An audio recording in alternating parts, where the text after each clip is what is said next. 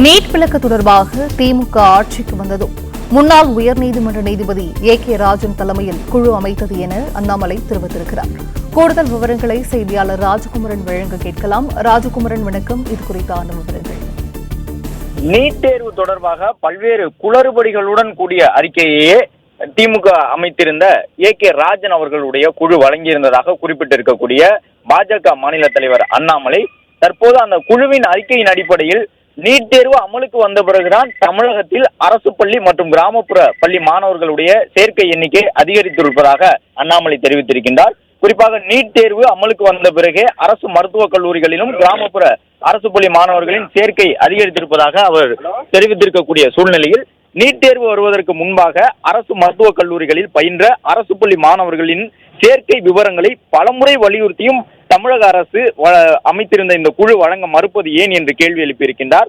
முழுமையான விவரங்கள் இல்லாத ஒரு அறிக்கையை கே ராஜன் அவர்கள் தலைமையிலான குழு வழங்கியிருப்பதாக குற்றம் சாட்டியிருக்கக்கூடிய அண்ணாமலை நீட் தேர்வுக்கு முன்பாக எத்தனை அரசு பள்ளி மாணவர்கள் அரசு மருத்துவக் கல்லூரிகளில் சேர்க்கை பெற்றனர் என்ற உண்மையை நீங்கள் கூறினால்தான் நீட் தேர்வு வந்த பிறகே அரசு பள்ளி மாணவர்கள் பெருமளவில் பயனடைந்துள்ளனர் என்ற உண்மை வெளிப்படும். அதன் காரணமாகவே தற்போது வரை தமிழக அரசு அந்த விவரங்களை வெளியிடாமல் இருப்பதாக அண்ணாமலை குற்றம் சாட்டியுள்ளார்.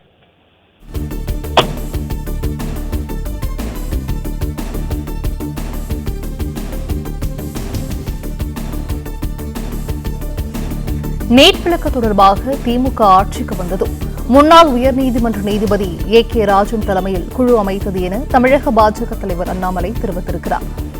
கே ராஜன் குழு சமர்ப்பித்த அறிக்கையில் உள்ள குளறுபடிகளை தமிழ்நாடு பாஜக பலமுறை சுட்டிக்காட்டியிருப்பதாகவும் நீட் தேர்வுக்கு பிறகு அரசு பள்ளி மாணவர்களின் சேர்க்கையை அதிகரிக்க மத்திய அரசின் பரிந்துரையின் அடிப்படையில் தீர்வு காணப்பட்டதாகவும் அண்ணாமலை தெரிவித்திருக்கிறார்.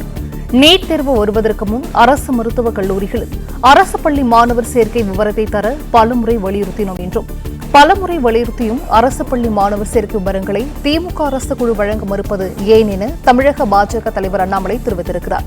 இது குறித்தான விவரங்களை வழங்கியமைக்கு நன்றி ராஜகுமரன்.